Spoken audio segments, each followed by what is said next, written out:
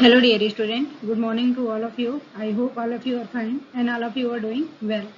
So in last class we have discussed about insertional process, what is the gun method, bioelastic method, what is the micro injection method.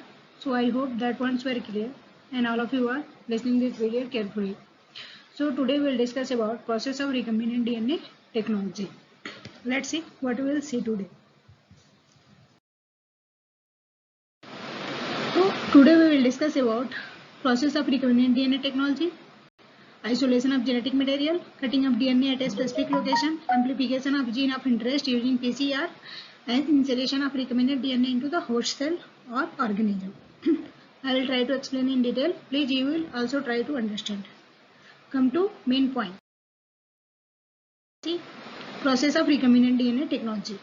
So there are the several steps involved in the recombinant DNA technology.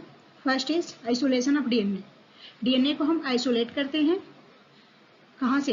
एक healthy genome से, एक healthy gene से या healthy organism से हम DNA को isolate करेंगे और आइसोलेट करने के बाद से हम उसको फर्दर प्रोसेस के लिए यूज करेंगे.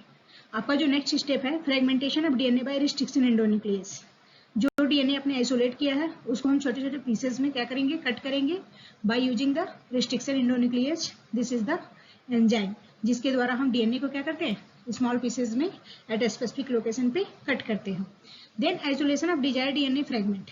और जो हमने पीसेस कट किया है उसमें जो सूटेबल पीस होगा उसको हम क्या करेंगे? अलग कर लेंगे. Then ligation of DNA fragment into vector. और उस स्मॉल पीस ऑफ डीएनए को हम वेक्टर से क्या करेंगे? अटैच कर देंगे. ठीक है, ताकि जब तक हम वेक्टर से अटैच नहीं करेंगे तब तक वो होस्ट सेल में एंट्री नहीं करेगा. तो यानी डीएनए के पीस को हमको होस्ट सेल में ट्रांसफर करने के लिए हमें वेक्टर की जरूरत होती है और वो है plasmid vector.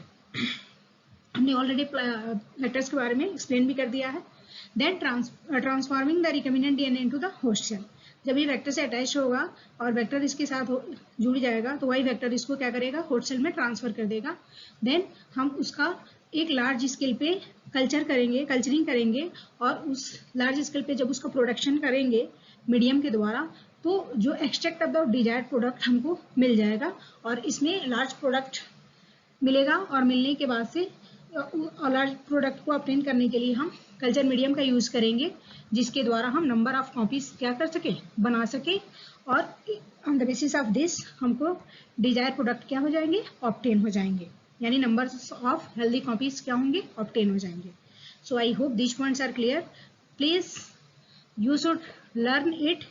This is the main steps in recombinant DNA technology. So come to next point. Let's see how isolation of genetic material. हम जेनेटिक मटेरियल को आइसोलेट कैसे करेंगे? Genetic material is isolated from the micromolecules by using enzyme. जो lysozyme है bacteria में present होता है, cellulose plant cell है और chitinase this is present in fungus. तो हम जेनेटिक मटेरियल को आइसोलेट करने के लिए हमें कुछ एंजाइम्स की जरूरत पड़ेगी. यदि हम बैक्टीरिया के जीनों को आइसोलेट करते हैं तो हम लाइसोजाइम का यूज करेंगे. प्लांट के सेल को आइसोलेट करेंगे तो हम सेलुलोज का यूज करेंगे, सेलुलेज का यूज करेंगे. और फंगस के पार्ट्स को लेते हैं तो काइटिनेज का यूज करेंगे. These are the enzymes that use in the recombinant DNA technology. DNA that is separated out can be removed by spoiling or rolling. जो डीएनए आपने लिया है चाहे वो बैक्टीरिया का हो, प्लांट का हो, एनिमल का हो, फंगस का हो, ठीक है, उसको हम रोलिंग के द्वारा सेपरेट कर लेंगे, हटा लेंगे. आरएनए का जो डीएनए होगा उसको हम राइबोन्यूक्लियस की सहायता से ट्रीटमेंट करते हैं और वहां से रिमूव करते हैं. और वहीं पे यदि हमें प्रोटीन का निकालना है तो हम प्रोटियोज एंजाइम का यूज करेंगे. यानी आरएनए के डीएनए को रिमूव करने के लिए राइबोन्यूक्लियस और प्रोटीन के डीएनए को रिमूव करने के लिए हमें प्रोटीएज एंजाइम का यूज करना होगा.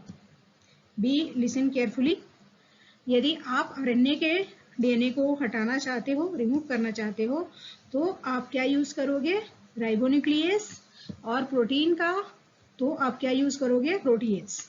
और ये सारे क्या हैं? एंजाइम हैं जो हम कहाँ यूज करते हैं? जब हम आइसोलेट करते हैं प्लांट के, बैक्टीरिया के या फंगस के पार्ट्स को, तब हमें इस एंजाइम का यूज करना होता है। इनके एब्सेंस में हम जेनेटिक मटेरियल को आइसोलेट नहीं कर सकते। So I hope this points are clear. Come to next point. See how cutting of DNA at a specific location take place in recombinant DNA technology. तो जो आपका डीएनए को कट करोगे तो आपको पहले स्टार्टिंग में बताया गया था कि हम कहीं भी कट नहीं कर देंगे, उसके लिए एक स्पेसिफिक लोकेशन आइडेंटिफाई करते हैं और तब जाके हम डीएनए को क्या करते हैं, कट करते हैं। तो इसके लिए हम restriction enzyme and agarose gel electrophoresis use किया जाता है, ठीक है। And then check the progression of restriction enzyme digestion, और वही रिस्ट्रिक्शन एंजाइम है जो क्या करेगा, डीएनए के पार्ट को क्या करेगा, डाइजेस्ट करेगा, यानी उसको डिजॉल्व होने में हेल्प करेगा। कौन, रिस्ट्रिक्शन एंजाइम। और ये हम cutting of DNA at a specific location is perform by using restriction enzyme and agarose gel electrophoresis. आपने देखा ही था agarose gel electrophoresis, I have already explain this things, okay. And restriction enzyme भी, रिस्ट्रिक्शन एंजाइम डीएनए को cut करने के लिए use किया जाता है, और एगारोजेल इलेक्ट्रोफोरेसिस है हम डीएनए को आइडेंटिफाई करने के लिए यूज करते हैं। और इसमें जो एंजाइम प्रेजेंट होता है वही डीएनए का डाइजेशन कितना अच्छे से हो रहा है उसको चेक करता है।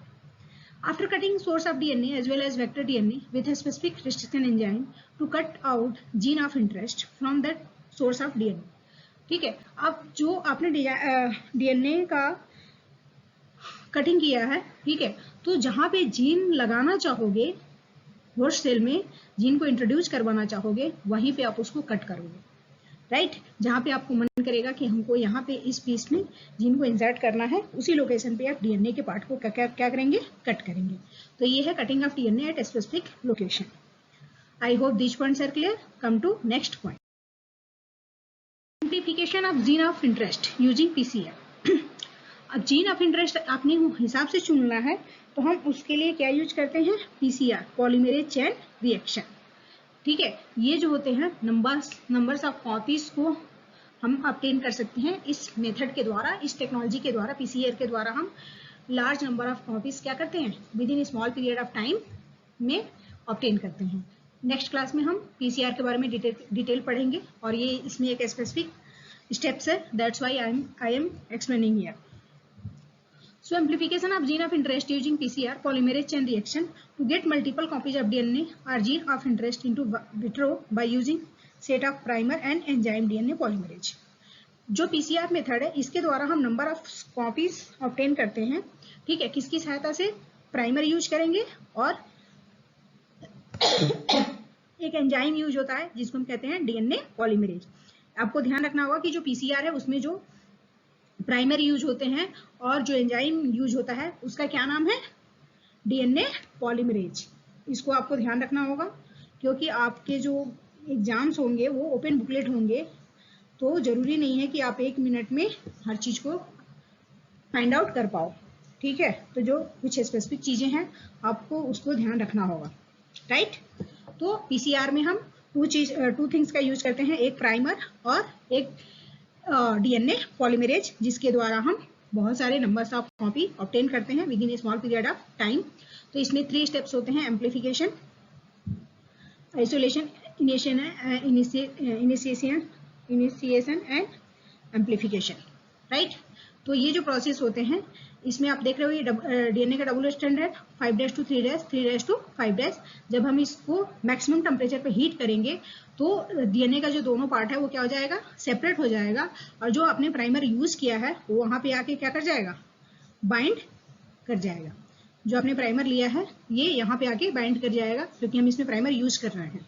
उसके बाद से जो आपका नेक्स्ट स्टेप होगा उसमें हम एंजाइम यूज करेंगे, डीएनए पॉलीमरेज, जिसको हम टैग पॉलीमरेज और डीऑक्सी राइबोन्यूक्लियोटाइड्स भी कहते हैं। इसमें जो डीएनए के डबल स्ट्रैंड थे जो प्राइमर यूज किए थे वो इलोंगेट कर जाएगा, इलोंगेट करके मैक्सिमम पार्ट ऑफ डीएनए के सिंगल स्ट्रैंडेड डीएनए को क्या करेगा, ऑक्यूपाई कर लेगा, और इसमें अलग अलग डबल स्ट्रैंडेड डीएनए बन जाएंगे।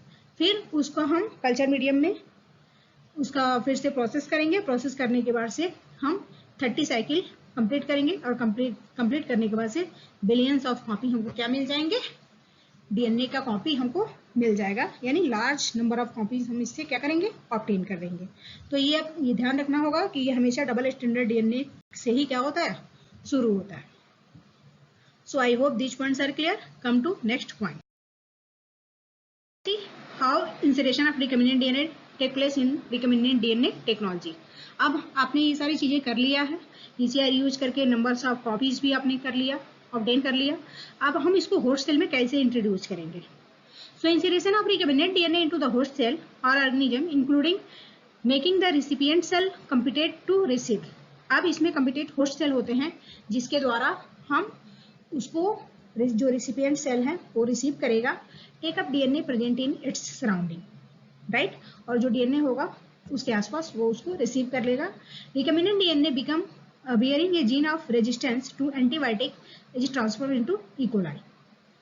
जो रिकमेंडेंट डीएनए है वो एक एंटीबायोटिक रेजिस्टेंस को कैरी करता है और वही क्या करता है, ई कोलाई में उसको ट्रांसफर कर देता है। The host cell become transferred into the ampicillin resistance cell, और जो होस्ट सेल है वो फिर से एम्फिसिलिन रेजिस्टेंस सेल में क्या हो जाता है, ट्रांसफर हो जाता है। तो इस तरीके से हम रिकमेंडेंट डीएनए टेक्नोलॉजी में जो इंसलेशन का प्रोसेस है वो हम कंप्लीट करते हैं। Come to next point, today we have discuss about what are the main steps that involve in the recombinant DNA technology. Please listen it carefully and try to understand. Thanks. Stay safe and stay happy. Stay connected. Thank you.